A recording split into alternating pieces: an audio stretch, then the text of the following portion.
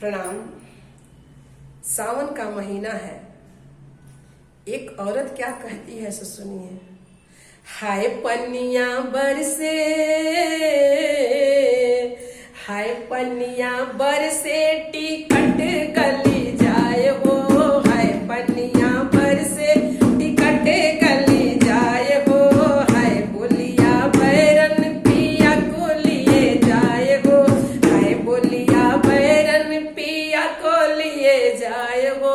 जवने टरेनवा से पिया मोरा जई है। जवने टरेनवा से, जवने टरेनवा से पिया मोरा जई है। हाय पनिया बरसे टिकट गली जाए हो।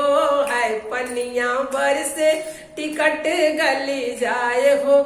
जवने सहरवा में, जवने सहरवा में पिया मोरा जई है। जवने सहरवा में पिया मोरा जई है। हाय अगिया लागे सहर जरी जाए हो।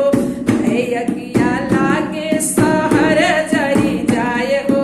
हाय रेलिया बैरन पिया को लिए जाए हो। हाय रेलिया बैरन पिया को लिए जाए हो। जवने अरे जवने साहेबवा के पिया मोरा नौकर। जवने साहेबवा के पिया मोरा नौकर। हाय गोलिया लागे, हाय गोलिया लागे साहेब मरी जाए हो। हाय गोलिया लागे साहेब मरी जाए हो। हाय रेलिया बैरन पिया को लिए जाए हो।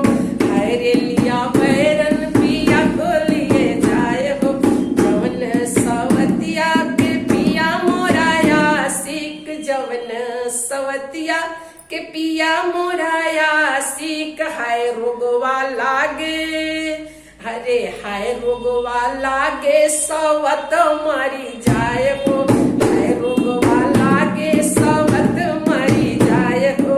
हाय बोलिया बैरन पिया को लिए जाए हो। हाय रेलिया बैरन पिया को लिए जाए हो। हाय पनिया